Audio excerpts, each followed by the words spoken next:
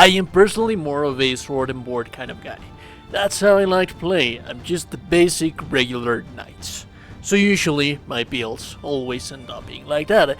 I usually shy away from using daggers, although I actually have found that they are quite amazing, especially on some weapons that we have, for example, on Elden Ring. So yeah, there's that. Lords of the Fallen daggers are actually quite amazing as well. The only downside is there are not too many of them in the game. One of my favorite things about them is that they have a very good window for parrying. They have the highest window for parrying, so that's always ideal. They are also fast attacking, and they do not fall that behind from a regular short sword in returns of damage when we speak about damage. But so you're going to have a little bit more speed. There's no cancel attack animation on Lords of the Fallen, so you have a little bit more control over the battlefield and you can attack faster while being able to roll away that much more. And also have in mind that blocking, while it is going to take quite a bit of a hit on your stamina, that it's something that it is indeed going to happen. Needless to say, parrying is going to be amazing because even shields in here are going to cause you wither damage in your health. That said, this is just fantastic, but we're going to be building these daggers, the Light Reaper daggers, for agility. In this case scenario, for agility. The reason for that being is that we already have quite a bit of Inferno builds here in the channel. We haven't shown that much love to agility, so this is going to be an assassin. We're also going to have access to a bow, and remember that bows deal 1.8k damage if you land your headshots. Sometimes it can be dealing 2k damage depending on the arrows and resistances that you are going to have. And range in this game is king, especially if you can aim it. Ammo pouch, they are quite generous in this game, so you don't really have to worry about that. That said, let's talk about the class that we're going to use for this specific character. We are going to need a little bit of Inferno, so you might think that Pirate Cultist could be a good option, the Lord as well, but no, in reality it is not going to be the case, because the agility we just wanted, because the Inferno, we just want that for the stat requirements. And we're not going to be using Inferno spells with these builds. We're going to be using our melee weapons and our range bow. So Pirate Cultist is just out of the picture. Remember that this is all just for min-maxing purposes, although if you go in here you're going to be losing out on like 7 points that you have in Inferno right there. We're not going to be using Inferno unless we're going to go into New Game Plus. We'll go into detail about that a little bit later, but the best possible choices that you can have right now would be the Black Feather Ranger. And this is also stretching it quite a little bit more because this guy right here, he has strength, so we don't really need that much. Ideally, our preferred class for min-maxing purposes and having everything at the most, the stats that we're going to be using, it's going to be agility, endurance, vitality, and Inferno. But Inferno, it's just going to be the stat requirements of the weapon. That is the only thing, the only reason why we're going to be using Inferno. So the Exile Stalker, this is the ideal class that we would begin if we want to min-max a character. Remember, this is not a requirement, this is not a must, this is not your obligation. It's just that it is going to be faster, it is going to be better your playstyle, and you're also going to begin with quite amazing daggers that you can level up. You can level up these daggers right here and use them throughout the entire rendition of the playthrough, all throughout the point where you're going to change these daggers for the Light Reaper daggers, which takes quite a while. So if you start with this class, you're basically completely set up for everything else during your playthrough. These are the stats that you would have, and you will notice that I have some things a little bit different right here. I do have some little stats.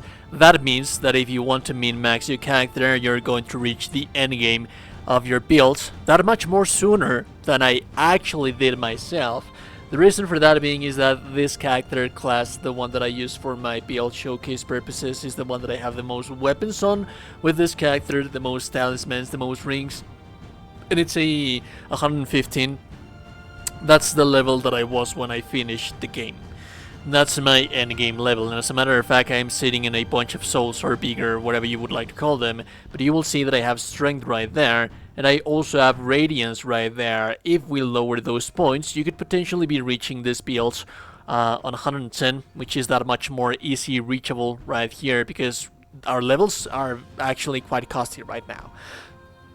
So that is going to be the end game. We're going to need 75 agility, 20 endurance, 10 vitality, Inferno 11, and that is just weapon requirements. We require 11 Inferno to use the weapon. So that is a stat that I would say that you should just pop up as soon as you begin leveling your characters, because if you began as the Exile Stalker, you already have more than enough early game agility on itself. So that's nice. If this is going to be our end game, let's talk about early game, let's talk about mid game, and let's talk about soft caps and hard caps as well. Our soft caps, we have 40 and 50. We're going to take advantage of those on mid game. Then we have a hard cap 75. We have reached our hard cap right here, and the final cap at 99. We don't touch that thing. Early game, you're going to need Inferno 11. If you go for the Exile Stalker, you already have 18 agility on the early game, so you don't really need to touch that. What you would have to do instead would be maybe pump up a little 2 points right there to have 20 agility, even the things a little bit more, and then place the remaining points into endurance and vitality. Endurance, we want to have 15 early game and 15 vitality early game. The Inferno 11, that is just to have it right there always at all times. And then once we reach mid game, we're going to need our endurance in 20. The daggers, they don't weigh that much, so you can basically be using any kind of armor that you would want to use with this character build, because you're not going to have to worry about that. Our vitality mid game is going to be 25, and our agility mid game is going to be ranging from 40 to 50, just to take care of the sub cap at mid game and be dealing as much as possible as we can on mid game. As for the end game, I would advise for you to reach your vitality first to 40 and then focus yourself. That's just going to leave a free open way to be increasing your damage little by little on the hard cap. Remember that the hard cap is really not going to be that irrelevant, but the soft cap for vitality, that is going to be quite helpful. So reaching the hard cap at 75 agility is not really that much of a mandatory thing that we need to focus on early on. It's still a nice thing that you should have at the end game, so there is indeed that. Let's talk about the weapons, and let's have in mind that this guy has beautiful scaling and agility right here, and Inferno as well. So one thing that I like about this is that yes, you can go either way. If you want to change things, if you want to do things differently than the stats that I showed you previously, you would instead be lowering your points into agility and place them into Inferno.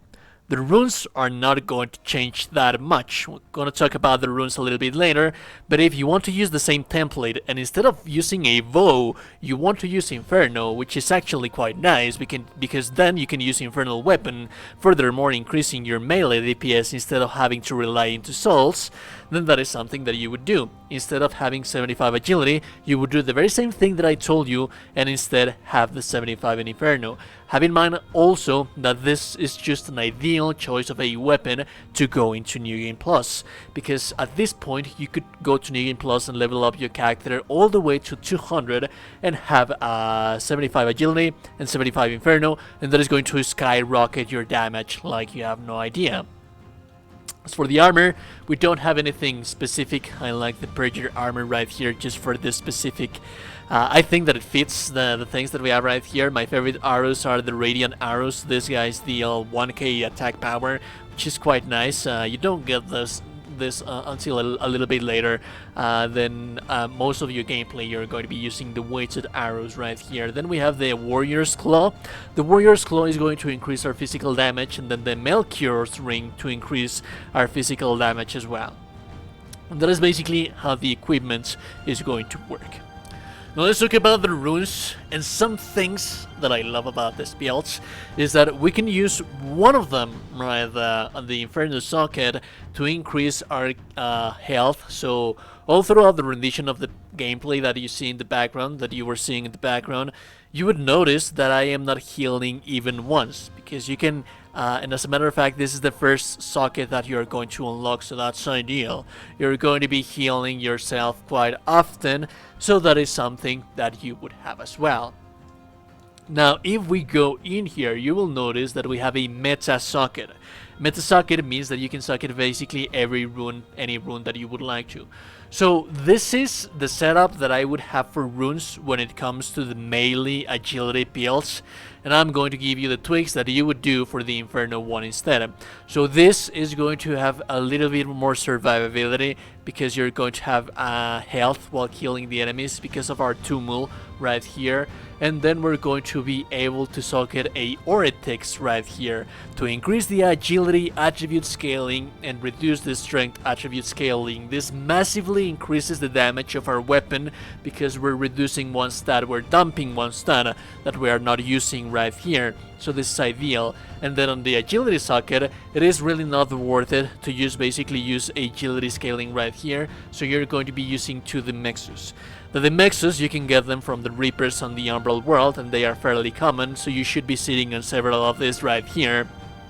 And they increase your damage quite a lot, and they stack on each one of your weapons. On the other hand, let's say for example that you want to do things a little bit differently, then you would purchase 4 barrel lamps right here. If this is just on the events that you did decide to go through the Inferno path instead of the agility path.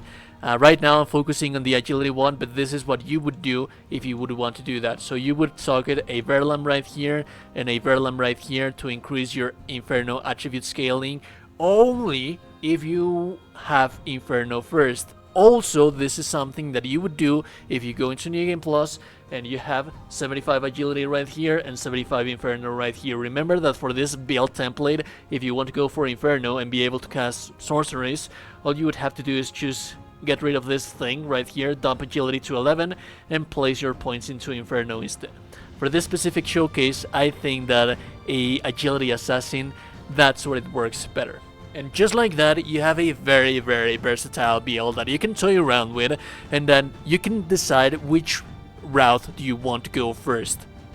One thing that I like about this, and one thing why I wouldn't advise for you to go through the Inferno route first, is that if you go to the Exile Stalker route first, you're going to get amazing dual daggers that you can increase, that you can upgrade. Do not feel bad about upgrading them. You're going to have more than enough materials to switch them over once you reach this guy. So you're going to have a very good weapon all throughout the rendition of your entire playthrough, and just upgrade them as soon as you get the chance to do so by using better daggers. Once you head into New Game Plus, you already have one more stat that you can invest to get more damage on. Granted, you would be having to make the concession, either would you want to be using your bow or your Inferno things, but still, it's an amazing something template that you can carry all the way through New Game Plus. If you like the content, a like and a very super appreciated. Remember to like the video, subscribe to the channel before you close the door. Now I'll be seeing you goddamn gorgeous and beautiful people in the next one. Remember that if no one has told you today that you're a gorgeous and beautiful person, you are. You are indeed a gorgeous and beautiful person. Have a beautiful day and goodbye.